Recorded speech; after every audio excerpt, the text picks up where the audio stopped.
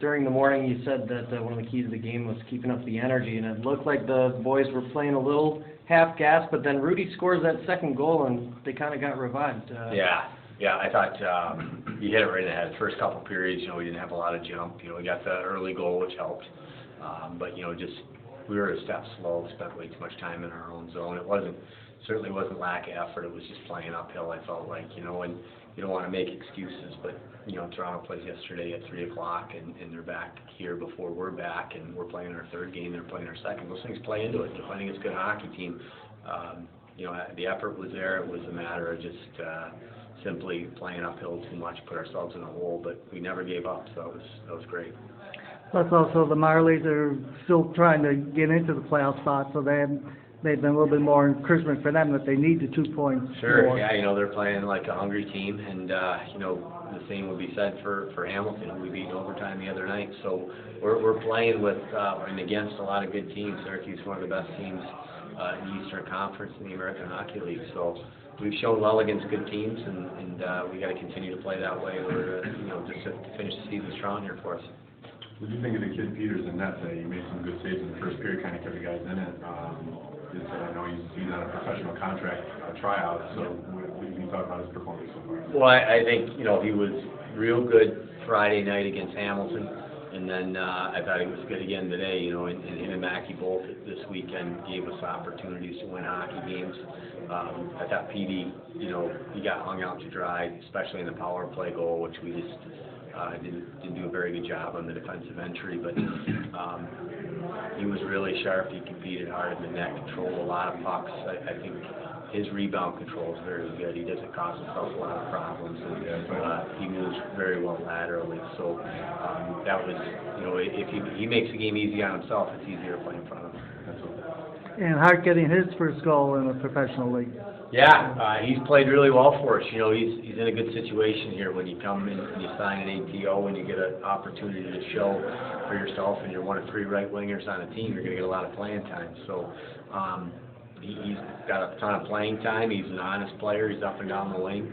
Doesn't do anything flashy, although his goal was obviously a great individual effort. But he's just a simple kind of meat and potatoes kind of guy. Gets the puck out, gets it deep, and likes the forecheck. And we've been real happy with his game. He's played real well for us. Yeah, speaking about the defensive effort, 7-2 in the first period. Fast forward to the second period, they didn't get a single shot on you guys. At least 8 minutes into the period. So take away the goals from the second, what had changed from the first to the second? I thought, maybe our energy was a little bit up. It's one of those things that, you kind of, that first period I think was a little bit tough getting going for us. They definitely had the jump on us there. And, again, we didn't, even though we didn't give up a lot of shots, we spent too much time in our zone.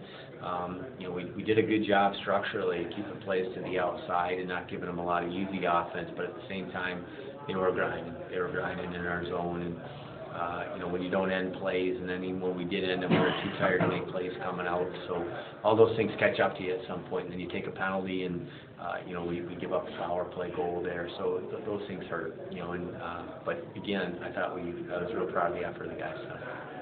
And this week coming up, you get 3 games in 4 days.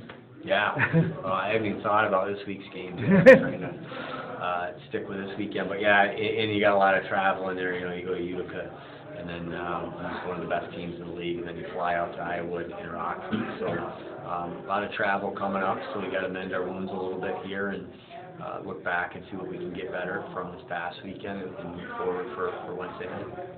I'm pretty happy overall with the, not the outcome, but in general, the Pink the Rink game. Would you say it was? It was awesome. Yeah, just the whole atmosphere, the attendance, I thought was great. I thought the crowd was into the game. Even when we were down 4-1, you heard chants for our team.